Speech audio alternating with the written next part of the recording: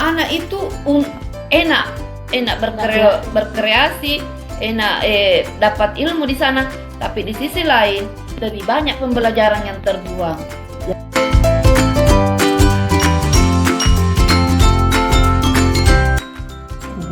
Diteliti, perlu ketelitian, tidak boleh langsung men-skat, butuh ketelitian dalam mengambil keputusan dengan berbagai aspek.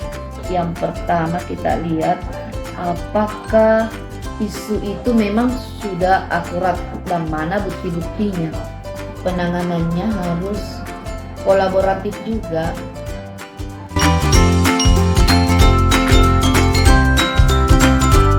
Intinya tadi itu kolaboratif, memahami latar belakang masalah, dalam hal ini identifikasi masalah tuh.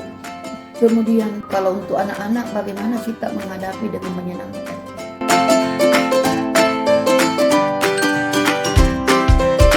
Tidak ada lain yang cara efektif melaksanakan kasus itu, menangani kasus itu, ketika kita punya data itu lengkap. Berarti tadi itu identifikasi masalahnya. Iya. Sama meneliti. Yang kedua, berkolaborasi dengan pihak-pihak tertentu yang memang sudah diberikan tugas.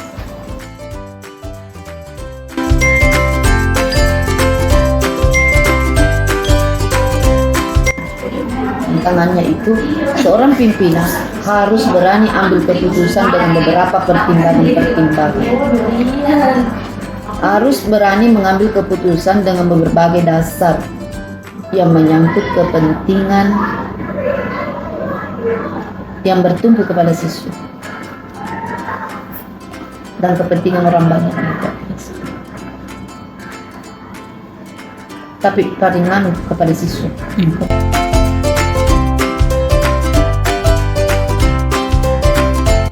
Kasus yang dihadapi, setiap kasus yang dihadapi itu harus kita proses. Itu tadi, identifikasi dulu masalahnya. Apa masalahnya? Apa yang melatar belakangi? Siapa pemicunya? Apa pemicunya? Jadi identifikasi masalah, latar belakang, hal-hal yang menyebabkan, baru berkolaborasi. Tidak bisa tidak berkolaborasi dalam menyelesaikan suatu kasus.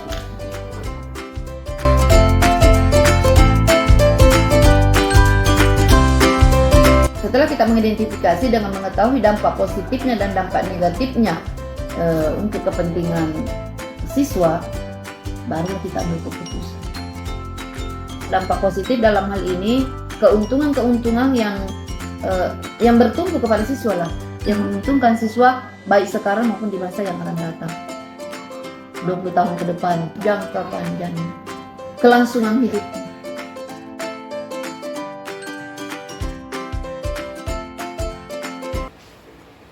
Assalamualaikum Bu. Waalaikumsalam warahmatullahi wabarakatuh. Bagaimana kabarnya? Alhamdulillah baik. Jadi pertama-tama saya ingin mengucapkan terima kasih karena sudah meluangkan waktu untuk kita hari ini melakukan wawancara terkait pengambilan keputusan atas dasar dilema etika dan rujukan materi. Baik, saya mulai dengan pertanyaan pertama. Yang pertama, selama ini bagaimana Ibu mengidentifikasi kasus-kasus yang merupakan dilema etika atau rujukan moral di sekolah Ibu? Jadi begini, pada dasarnya di satu sekolah atau satu tempat lembaga itu rujukan-rujukan itu banyak sekali. Jadi saya biasa mengidentifikasi seperti biasa, saya biasa mendapat informasi dari guru-guru dulu, adakah masalah dari anak-anak, kemudian ke guru ke saya. Nah, kadang itu 2-3 guru juga itu berbeda informasinya. Nah, jadi saya biasa bertanya kepada guru yang agak dekat dengan saya, yang Wakasek itu, saya tanya dulu. Ini Wakasek juga harus saya konfirm ke wali kelas dan langsung ke anak-anak. Jadi ada contoh kasus baru-baru ini mungkin karena ada musim pemilu. Kebetulan kami dari SMA yang ada suara pilihnya dengan kondisi yang kelas 10, kelas 12 sudah ada yang memilih, kelas 11 ada yang memilih. Ini mulai dari siswa, mungkin ada orang tua siswa menyampaikan kepada anaknya, dia melaporkan ke wali kelas bahwa ada eh, ada yang ingin mendanai perpisahan mereka. Nah, wali kelas melapor ke kesiswaan, dia langsung tidak lapor ke saya, tapi dia lapor ke kurikulum. Nah, nanti kurikulum yang lapor ke saya. Nah, saya sebenarnya agak menganggap kurang nyaman dengan keadaan seperti ini karena kesiswaan yang tidak lapor ke saya. Tapi mungkin dia merasa tahu bahwa ibu tidak akan kurang setuju dengan hal ini, karena satu sisi menurut saya anak-anak itu biarkan mereka memilih dengan cara yang bersih, tanpa ada embel-embel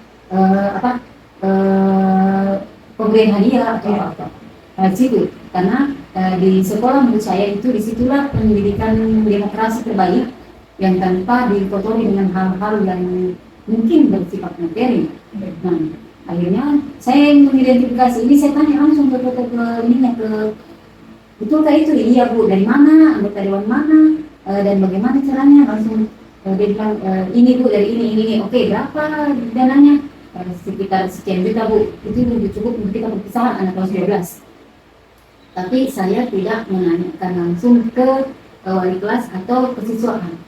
Saya langsung mencari informasi kepada anggota dewan yang dimaksud, orang-orang di sekitar yang memang bersangkutan, betulkah ada seperti ini. Jadi saya langsung ke akar rumputnya bertanya, adakah informasi seperti ini, betulkah itu bahwa ada anggota dewan yang ingin memberikan imbalan atas ininya suaranya anak-anak. Nah, akhirnya saya mendapat informasi bahwa iya Bu, tapi itu baru wacana, kalau setuju ke kepala sekolahnya. Nah, di sini dilemanya saya bingung. Satu sisi anak-anak setuju karena mereka sudah gratis, bersenang-senang, kurang biayanya. Tapi satu sisi saya tidak mau pendidikan ini mereka, pendidikan pengalaman pertama pemilu mereka sudah dikotori dengan hal-hal yang bersifat materi dan bersifat pelanggaran ya termasuk. Nah, itu yang saya tidak setuju. Karena di sini mereka pengalaman pertama itu menjadi tonggak tolak ukur mereka selanjutnya. Jangan sampai mereka terbiasa dan tahu bahwa memberikan sesuatu harus ada imbalannya. Akhirnya dengan berat hati saya bilang langsung kepada Wakasek yang menyampaikan ke saya betul bahwa saya tidak setuju apapun alasannya. Ya mungkin sebenarnya ada sedikit lihat di bawah. Tapi dalam hal ini saya tidak perhatikan itu, saya hanya sesuai dengan alur informasi. Jadi misalnya saya ke Wakasek, saya bilang saya tidak setuju karena begini. Saya ingin memberikan pengalaman terbaik pada anak-anak bahwa mereka harus bersih dalam pengalaman pertama mereka ini. Itu saja. Walaupun nanti di belakang mereka ada lihat, tapi ya itu mungkin hanya berlangsung 2-3 hari dan mereka akan paham. Mungkin sampai di situ mungkin keputusan saya, akhirnya saya mengambil begitu. Jadi kalau saya amati, Ibu sedang mengalami dilema jangka panjang dengan jangka pendek. Akhirnya Ibu memilih untuk siswa untuk jangka panjang siswa. Bukan kalau jangka pendek berarti anak-anak bersenang-senang karena gratis, tidak perlu membayar. Tetapi Ibu lebih memikirkan jangka panjang untuk ke depan. Intinya tadi saya lebih presentasi dampak positifnya sebesar apa ketimbang dampak negatifnya. Jadi dampak positif lebih panjang itu kita harus tentukan di situ karena kita pendidikan. Dampak positif ke siswa. Ya. Baik Ibu, untuk pertanyaan kedua, selama ini bagaimana Ibu menjalankan pengambilan keputusan di sekolah, terutama kalau ada kasus-kasus seperti tadi dilematika di mana ada dua kepentingan sama-sama benar dan sama-sama mengandung nilai kebajikan. Jadi maksudnya bagaimana Ibu mengidentifikasi atau saya harus memutuskan yang mana ini pada saat ada dua hal yang salah satunya diambil pasti benar, satunya juga benar, yang mana yang dipentingkan? Kalau saya untuk kepentingan siswa, mungkin saya lebih mementingkan siswa, ya. Kalau untuk kepentingan orang banyak, saya lebih penting orang banyak. Jadi misalnya begini, oke, pakai contoh ya. Iya. baru kemarin hari ini ada sosialisasi pendaftaran beasiswa di Jepang. Nah, semua anak itu yang diundang seluruh kelas 12, seluruh kelas 12 ini paling seluruh kelas 12. Nah, otomatis seluruh kelas 12 itu berarti kelas semua kosong, tidak ikut belajar pada hari Senin. Nah, ini penting, anak-anak semua mau, gurunya juga mau. Minta izin ke saya, oke ada suratnya lengkap. Tapi satu sih saya berpikir, saya bilang sama gurunya, nah kalau satu hari Senin boleh, anggaplah kalian outdoor keluar untuk mengikuti itu dari Jepang. Tapi satu yang saya pentingkan, kira-kira betulkah kalian di sini secara ekonomi dan secara akademik ada kan satu orang pun atau hidup bisa lulus itu? Nggak tahu itu Bu. Satu, oke lah kalau kansnya mereka lulus untuk itu di situ, itu siapa orang yang bisa lulus? Kita pilih saja itu yang kita kirim. Terus tapi tanya juga, kalau secara akademik dia kansnya lulus, secara ekonominya mamanya, kira-kira dia bisa tidak kasih kuliah anaknya kalau memang dia lulus? Karena ini begitu mereka dikasih formulir, mereka langsung tes. Nah, dengan mengorbankan 1 hari pembelajaran sementara untuk ujian UAS itu sudah berjalan. Akhirnya dia ibu tidak ada. Akhirnya saya langsung kasih tahu ke wali kelasnya, kasih tahu sama anak-anak, untuk masalah ini memang baik buat kalian, baik buat kita. Tetapi karena menurut pertimbangan ibu, dampaknya itu lebih hanya dampak positifnya kurang, karena jatuhnya kalian hanya pergi jalan-jalan ke Makassar. Karena kalian pasti tidak akan pernah bisa lulus ke situ. UNEM saja atau UNHAS saja belum tentu, apalagi yang ke Jepang. Kalaupun kalian pintar semua di situ, ada yang pintar, ekonominya tahu bagaimana? Kuliah saja di Makassar belum ada yang bisa atau mungkin kurang ya. Akhirnya padahal semua anak semangat, punya uang untuk Makassar ikuti itu acara. Pokoknya semua sangat semangat. Tapi saya hanya bilang, sekarang kita pentingkan yang mana penting dulu.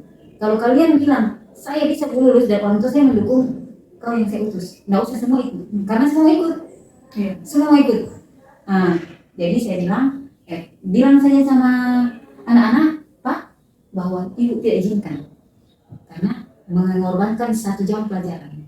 Memang itu baik buat kalian, tetapi mungkin tidak berdampak baik positif buat kalian, karena berdampak positif berguna. berguna buat kalian. Hanya mungkin senangnya itu kalian bisa ke kota, jalan-jalan, masuk di suatu pertemuan, bertemu orang-orang baru itu sih. Tetapi hanya itu, dan itu sangat mengorbankan dana dari orang tua, mungkin 100-200 ribu untuk transport dan seterusnya. Jadi keputusan yang saya ambil, saya melarang. Nanti anak-anak bilang apa Bu? Bilang saya ibu larang, bukan guru yang larang, ibu yang larang. Jadi saya bilang itu, saya sama kesiswaan itu baru untuk hari yang kemarin. Jadi ceritanya seperti itu. Jadi tetap kepada mengedepankan dampak negatif dan positif yang mana. Kok 80% lebih banyak dampak positifnya yang mungkin. Tapi kalau lebih kurang itu ya saya tetap tidak mengizinkan karena itu. Berarti pertama dulu harus ada pertimbangan. Jadi harus pertimbangan matang. Kalau saya mendengarkan dari penjelasan Ibu tadi, sebagai seorang pemimpin itu harus punya pandangan ke depan. Dan pada saat kita harus mengambil keputusan itu benar-benar harus matang pertimbangannya, tidak hanya melihat kebaikan yang di depan, tetapi jauh ke depannya lagi. Karena itu jadi dampak, karena satu angkatan kita sekarang begini, nanti adik kelasnya, dia kenapa dulu dikasih izin? Oh iya begitu, itu akan menjadi contoh-contoh terus. Jadi, padahal dampaknya dari bawah. Jadi itu sangat kurang menjadikan hal yang kurang bagus buat generasi selanjutnya. Baik, saya rasa penjelasan Ibu sangat jelas. Dan untuk yang ketiga, seandainya Ibu menghadapi situasi dilema seperti itu, mungkin ada kasus-kasus lain, prosedur seperti apa yang Ibu jalankan? Pertama-tama harus apa dulu yang dilaksanakan? Pada umumnya saya prosedur yang saya laksanakan, anggaplah misalnya begini, siswa ini kasusnya kita ke siswa saja ya, misalnya dia nakal, dia bikin masalah, dia ini jadi satu sisi, misalnya saya tanya dulu wali kelasnya, kenapa ini anak pernah masuk ini anak nilainya jelek. Dia begini Bu, tidak pernah masuk, nakal begini. Oke, sudah saya jelasin. Terus saya tanya lagi kepada guru di studi, minimal 3, 4, 5 guru di studi. Iya Bu, sama. Oke. Setelah itu, saya tanya siswanya, saya ketemu kenapa kok begitu. Jadi di sekolah kami, kalau siswa itu langsung ke kepala sekolah, apalagi yang sudah sangat-sangat bermasalah. Tanya kenapa kok begitu. Begini Bu. Oke. Saya tanya orang tuanya. Karena ada juga guru, dia sangat keras kepada siswanya. Padahal ini siswa sebenarnya kasihan, butuh sedikit tangan lembut, bukan kedisiplinan. Ada guru yang dia hanya memberikan kedisiplinan. Saya tanya siswanya, karena begini saya sudah terlambat, mesti bantu orang tua aku, begitu ya. Iya, saya tanya betul kan dibantu Ki. Jadi saya kadang-kadang bisa menelpon beberapa kali, baru saya mengambil keputusan, ini anak betul ditinggal kelaskan. Tapi tetap saya kedepankan, kalau antara misalnya 13 mapel, kalau dari 6 mapel atau 7 mapel guru ini hanya dia 13 mapel, ada 60% guru yang tidak mendukung, itu saya masih bisa maafkan ini anak.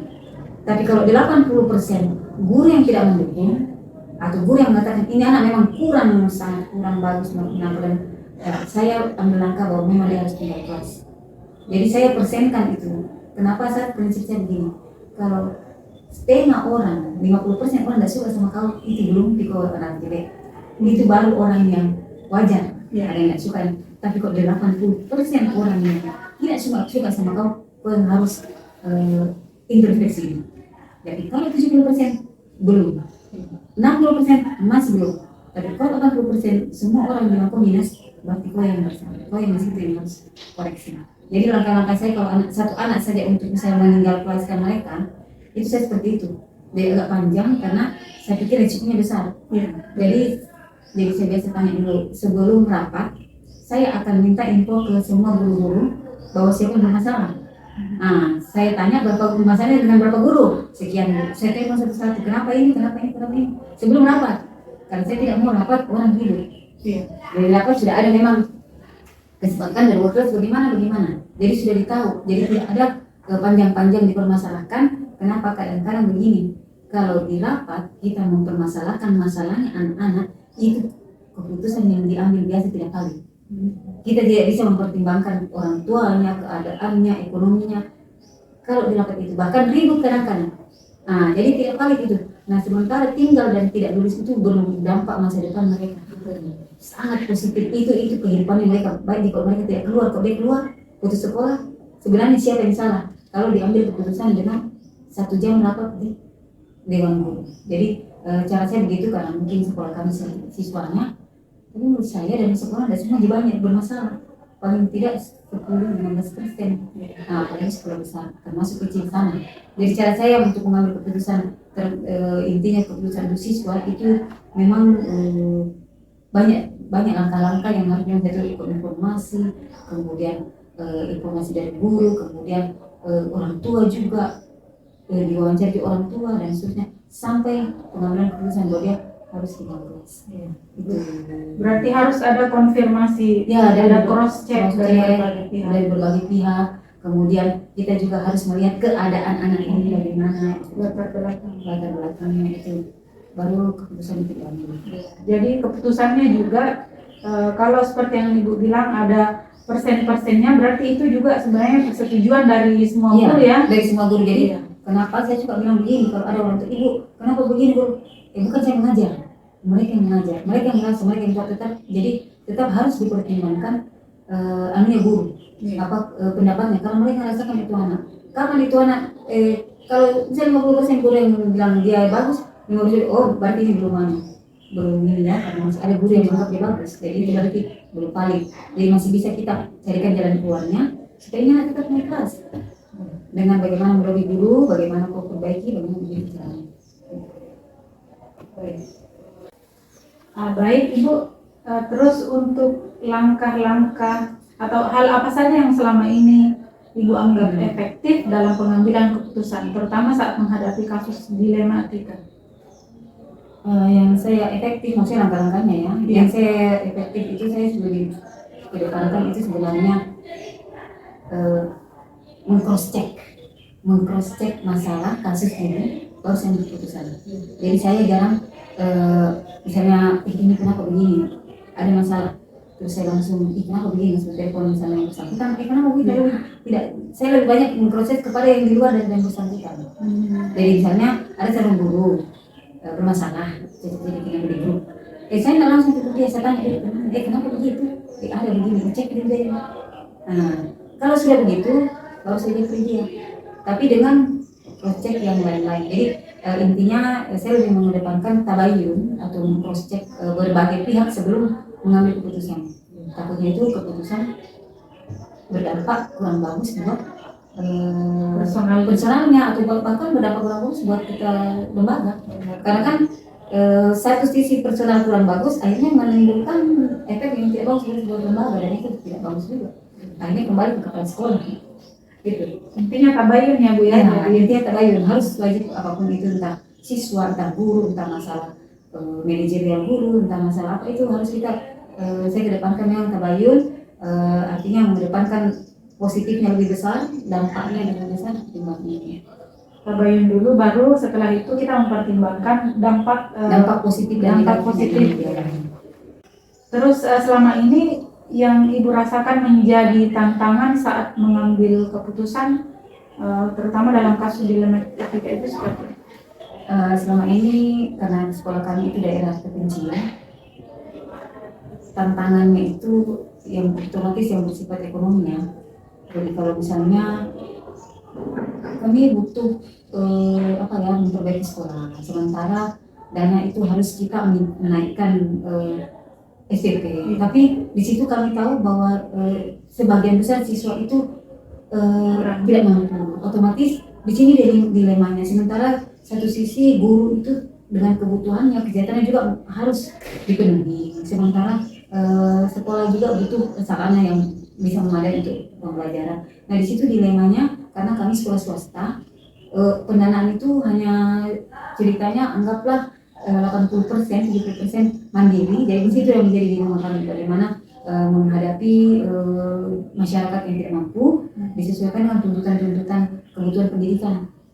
Di situ mungkin buat saya itu tantangannya, bagaimana caranya supaya semuanya bisa terhadapi, terlaksana bagus, anak-anak senang belajar, guru senang mengajar, terus masyarakat juga tidak merasa keberatan.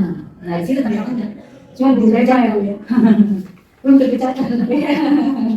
Gitu. Baik. Semisal Ibu menghadapi sebuah kasus dilema etika, apakah pada saat itu langsung diambil keputusan atau ada jadwal tertentu? Oh nanti saya simpan dulu, nanti diselesaikan. Prosedurnya seperti apa? Jadi saya dulu kasusnya, kalau dia bersifat urgen, mengancam otoritas negara, itu saya saya diamkan dulu, saya cross check baik-baik, saya cari baik-baik dengan seksama, karena keputusan yang diambil akan berdampak besar kepada pada ini kualitas negara, kualitas lembaga. Itu penting, sangat penting. Saya bahkan melibatkan beberapa orang yang penting seperti yayasan, seperti lurah, camat, teman-teman yang lebih senior gitu. Tetapi kalau bermasalah secara personal, pribadi, yang dihubungkan dengan misalnya pribadi dihubungkan dengan lembaga, itu bahkan ada masalah yang saya diamkan. Ibu, contoh, Ibu, kenapa saya belum dikasih SK sementara saya 3 bulan mengajar? Saya belum dikasih SK yayasan, kasih Kak SK yayasan. Satu. Kedua, Bu, kenapa saya belum dimasukkan Dapodi? Kasih masuk, Ma. Dia baru 3 bulan mengajar, baru usia ijazahnya baru 1 bulan.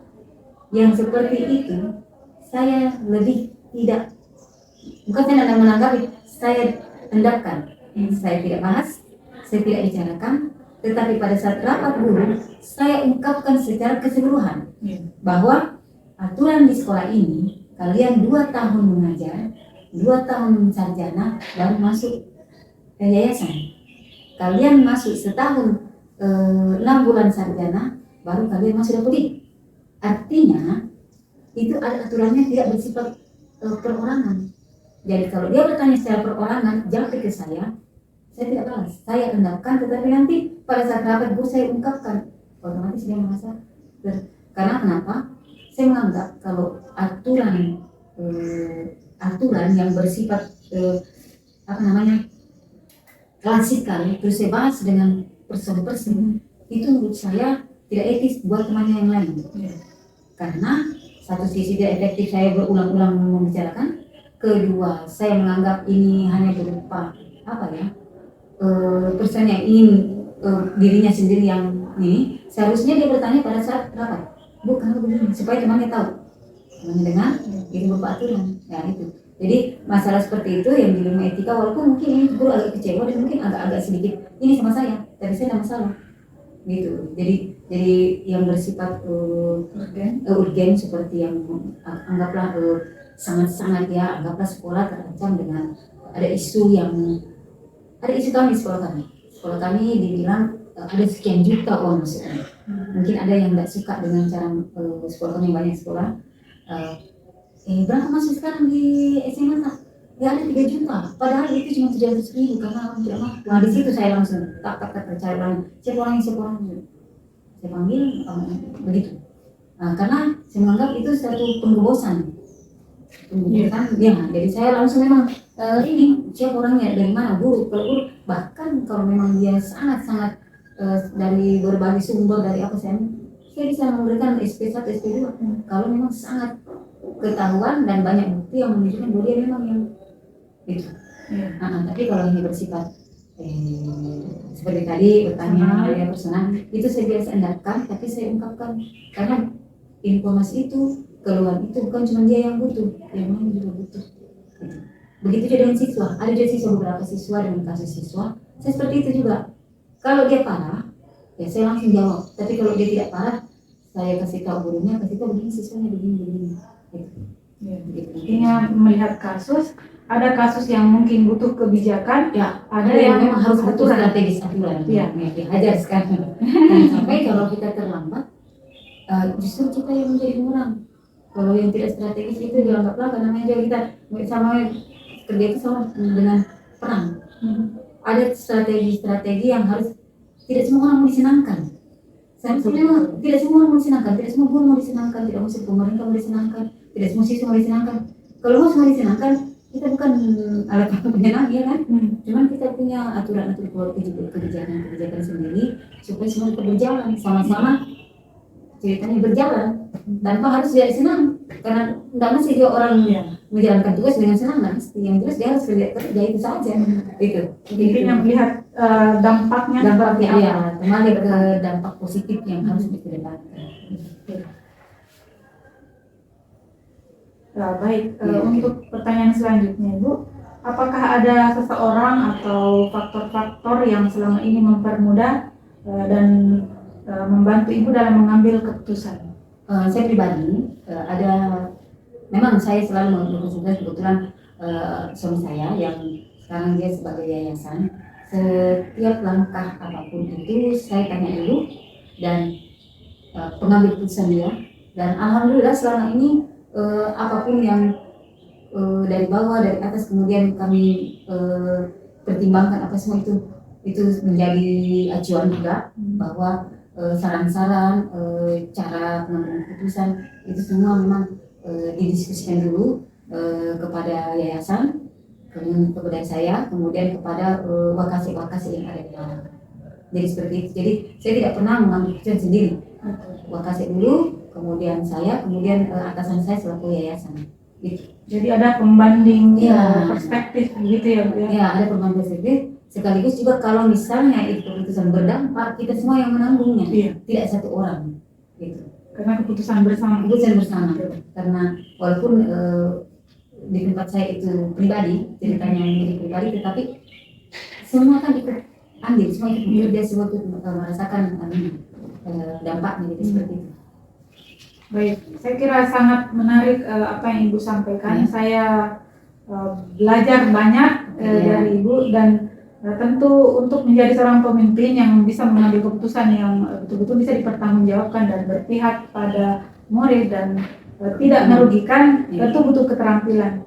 Sebagai penutup dari bagaimana Ibu Mungkin Ibu bisa memberikan kesimpulan dari yang sudah disampaikan tadi terkait pengambilan keputusan. Oke. Jadi kesimpulan terkait saya ya di dalam apapun itu ke depannya, satu sisi saya selalu mementingkan kepentingan orang banyak, kedua kepentingan siswa, ketiga kepentingan guru. Jadi itu dulu dikedepankan. Kemudian harus kita cross check tabayun supaya kita tahu bahwa semua keputusan yang kita ambil itu tidak berlandaskan emosi. Kadang-kadang saya maunya begini, tapi teman-teman guru, teman-teman dianggap nih, saya hilangkan itu keinginan saya. Saya lebih menyesuaikan keinginan semua pihak supaya semua merasakan. Karena saya sendiri kan tidak bisa mengontrol bagaimana emosi saya. Jadi itu. Jadi seperti itu tetap mengedepankan dampak positif bagi banyak orang.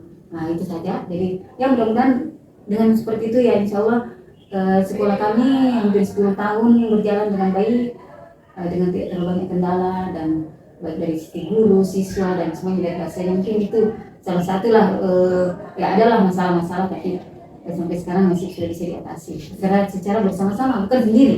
Iya. Karena saya tidak pernah langsung melakukan semuanya sendiri. Jadi harus ada kolaborasi ya. Iya, dengan bawahan sama dengan atasan juga. Bawahan dan atasan. Bawahan dan atasan. Baik Ibu, saya kira cukup menarik. Iya. Sekali lagi saya berterima kasih dengan waktunya dan semua informasi-informasi yang diberikan sangat bermanfaat. Semoga akan bermanfaat bagi saya.